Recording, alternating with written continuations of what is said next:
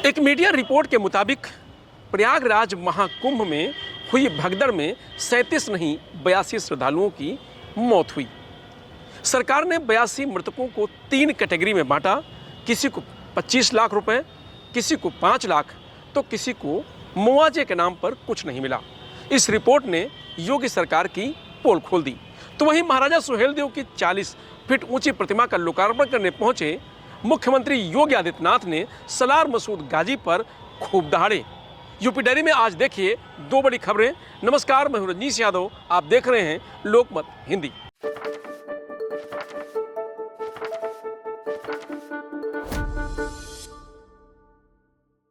प्रयागराज महाकुंभ में 29 फरवरी की रात्रि में मौनी अमावस्या पर संगम की नोज पर हुई भगदड़ की तस्वीरें जिसने भी देखी वो विचलित हो गया। घटना के बाद रोते बिलखते परिजन, अपनों की तलाश में दर दर भटकते श्रद्धालुओं की बिलखती तस्वीरों ने प्रदेश ही नहीं पूरे देश को झकझोर कर रख दिया था।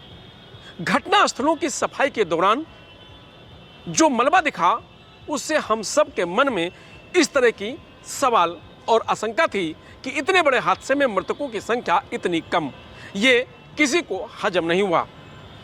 बीबीसी हिंदी की रिपोर्ट अगर सही है तो योगी सरकार की पोल खोल दी है।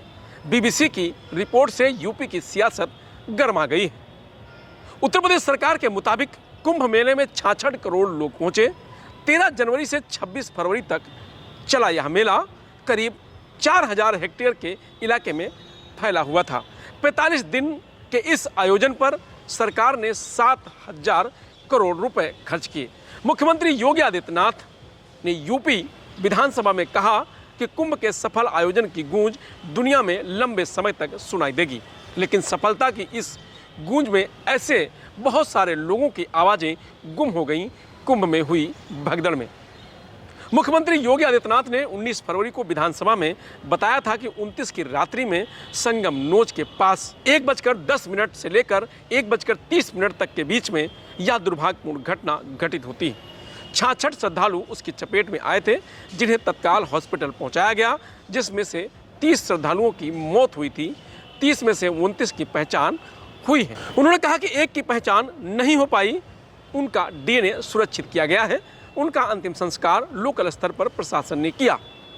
प्रयागराज में अलग अलग स्थानों पर और भी प्रेशर पॉइंट बने थे। बीबीसी की पड़ताल में पता चलता है कि मुख्यमंत्री जिन्हें प्रेशर पॉइंट बता रहे उन जगहों पर भी श्रद्धालुओं की मौत भगदड़ में हुई। 19 फरवरी को विधानसभा में दिए गए अपने बयान में मुख्यमंत्री योगी आदित्यनाथ ने कहा कि कुछ लोग घायल हो रहे थे, जिसमें से लगभग 30 से 35 लोग अन्य स्थानों पर भी घायल हुए। उन्हें भी हॉस्पिटल पहुंचाया गया। इसमें भी 7 लोगों की मौत हुई हॉस्पिटल ले जाते समय या हॉस्पिटल में। योगी सरकार ने 36 परिवारों को तो डायरेक्ट बेनिफिट ट्रांसफ़र यानी डीबीटी या चेक के जरिए 25-25 लाख रुपए का मुआवजा दिया, लेकिन इन 26 परिवारों को रुपए कैश में दिए गए। बीबीसी का दावा है कि कई परिवारों से ऐसे वीडियो और फोटो मिले हैं जिनमें पुलिस टीमें 500 रुपए के नोटों का बंडल देते हुए दिख रही हैं। कई परिवारों ने बताया कि उनकी मर्जी के खिलाफ उनसे ऐसे कागजों पर हस्ताक्षर करवाए गए जिनमें अचानक तबीयत बिगड़ जाने के बाद मौत होने की बात पहले से ही लिखी हुई थी। बीबीसी को अपनी पड़ताल में कहीं भी इस बात से कोई संकेत नहीं मिले कि 5-5 लाख के नोटों के बंडल सरकारी खजाने से विधिक तरीके से दिए गए थे। पड़ताल में यह पता नहीं लग सका कि 26 परिवारों को दिए गए कुल 1,30 लाख रुपए कहां से आए, लेकिन सभी 26 मामलों में उत्तर प्रदेश की पुलिस के शामिल होने की बात परिजनों ने कही। ज़्यादातर मामलों में फोटो और वीडियो परिजनों के पास हैं। जैसे जैसे पड़ताल आगे बढ़ी, बीबीसी को 19 और परिवार मिले जो 25 लाख का मुआवजा पाने वाले 36 परिवारों में से अलग हैं। इन परिवारों को रहस्यमय तरीके से 5 लाख रुपए भी नहीं मिले हैं। इन 19 परिवारों का भी कहना है कि उनके अपनों की मौत 29 जनवरी को कुंभ में अलग अलग जगह हुई। भगदड़ में हुई अपनी बातों को साबित करने के लिए कई लोग पोस्टमार्टम की रिपोर्ट, कुछ लोग अस्पताल के मुर्दा घर की पर्ची और कुछ लोग मृत्यु प्रमाण पत्र जैसे सबूत दिखाए। इन 19 में कई परिवार ऐसे हैं जो 29 जनवरी को मेला क्षेत्र में ली गई फोटो और वीडियो भी दिखाते हैं, जिसमें उनके परिजनों की लाश दिखाई दे रही है। इस पड़ताल के दौरान कई झकझोर देने वाली कहानियां भी सामने आईं। कुंभ भगदड़ में हुई 82 मौतों को बीबीसी ने मोटे तौर पर 3 श्रेणियों में बांटा। पहली कैटेगरी उन मृतकों की है जिनके परिजनों को 25-25 लाख रुपए का मुआवजा मिला। दूसरी कैटेगरी उन मृतकों की है जिनके परिजनों को 5-5 लाख रुपए कैश दिए गए। तीसरी कैटेगरी में ऐसे मृतकों को रखा गया जिनके परिजनों को कोई आर्थिक सहायता नहीं मिली।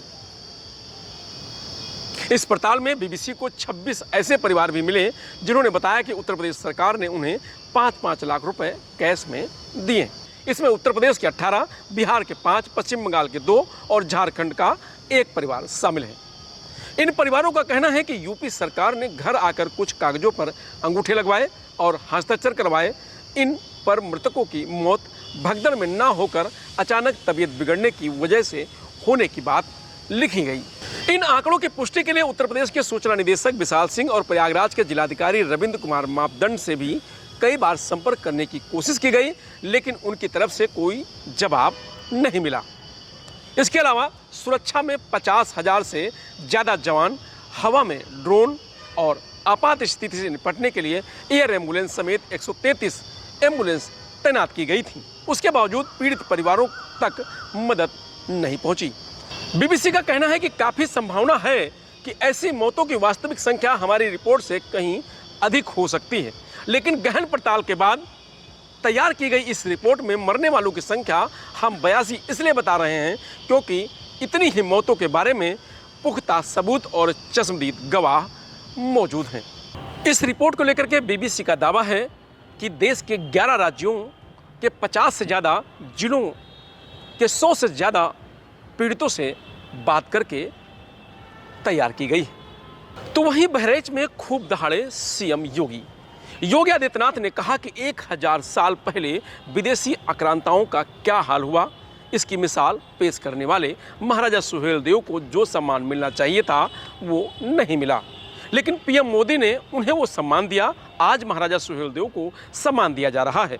अब विदेशी आक्रांताओं का महिमा मंडन बंद होना चाहिए। प्रधानमंत्री मोदी का आदेश था कि राष्ट्र नायकों का सम्मान होना चाहिए। महाराजा सुहेलदेव का ये सम्मान पहले नहीं मिला क्योंकि लोगों को वोट बैंक की चिंता थी, साथ ही डर था कि महापुरुषों का नाम रख देंगे तो कहीं तुष्टीकरण की नीति फेल ना हो जाए।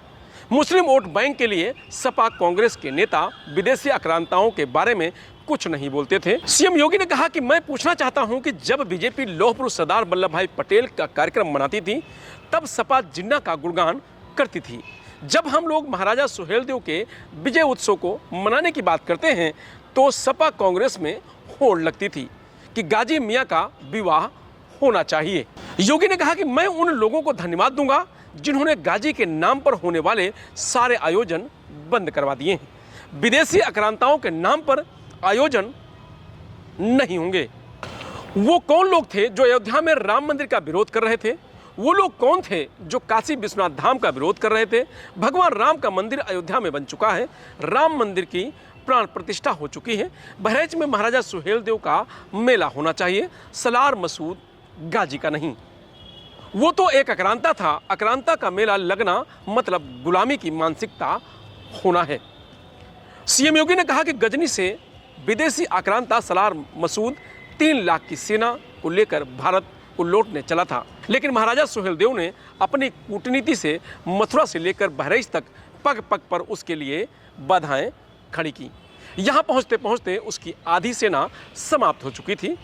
चित्तौड़ा में महाराजा सुहेलदेव के साथ 20 से 25 हजार वीर बांकुरों ने सलार मसूद के 1.5 लाख आक्रांताओं को गाजर मूली की तरह काटा। सलार मसूद को यहाँ जिंदा पकड़ लिया गया। उसे ऐसी सजा हुई जो इस्लाम के अनुसार जहन्नुम में जाने की गारंटी देता है। आपका उत्साह साबित करता है कि महाराजा सुहेलदेव का मेला होना चाहिए, सलार मसूद गाजी का नहीं। फिलहाल यूपी डायरी में आज इतना ही। कल फिर मिलेंगे नई खबरों के साथ। तब तक आप बने रहिए लोकमत हिंदी के साथ। नमस्कार।